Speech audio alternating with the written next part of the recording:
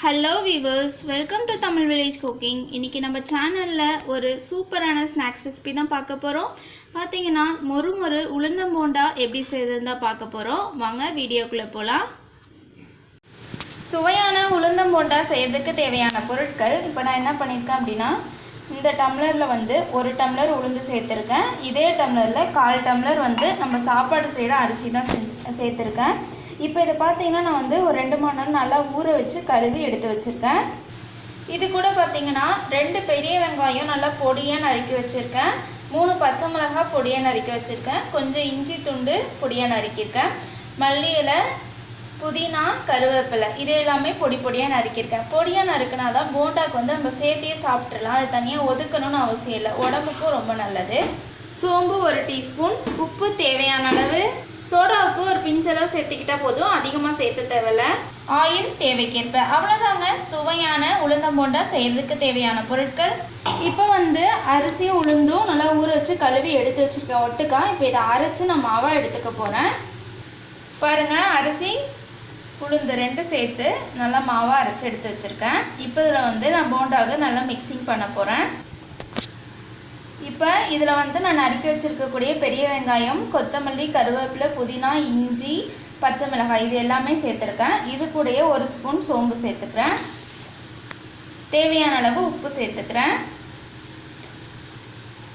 நீங்கள் மாவுலேயே உப்பு போட்டிருந்தீங்கன்னா இப்போ போட தேவையில்ல. இப்போ நான் சேர்க்கறதுனால சேர்த்துக்கிட்டேன். கொஞ்சம் சோடா உப்பு சேர்த்துக்கிறேன். ரொம்ப சேர்க்காதீங்க, லைட்டாக சேர்த்துக்கிட்டா போதும். இப்போ இது எல்லாத்தையுமே நல்லா இந்த மாதிரி பிணைஞ்சு விடணும்.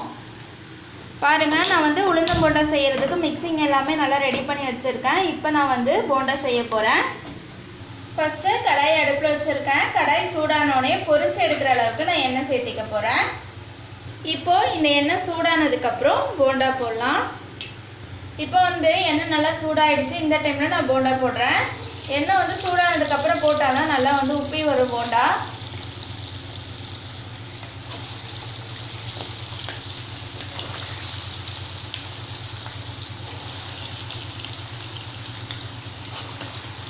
இப்போ வந்து போண்டா நல்லா வேகட்டும். வெந்ததுக்கப்புறம் இன்னொரு சைடு வந்து நான் திருப்பி போட போகிறேன்.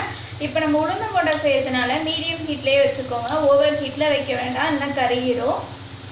பாருங்கள், ஒரு சைடு வெந்துடுச்சு, அதனால் இன்னொரு சைடு திருப்பி போட்டிருக்கேன். கலரே பாருங்கள் சூப்பராக இருக்குது. இது பார்த்திங்கன்னா உளுந்து நம்ம சேர்த்துருக்கிறதுனால உடம்புக்கு வந்து ரொம்ப நல்லது. இப்போ போண்டா வந்து நல்லா வெந்துடுச்சு, அதனால் நான் எடுத்துக்க போகிறேன். எடுத்து ஒரு பிளேட்டில் மாற்றிக்கிறேன்.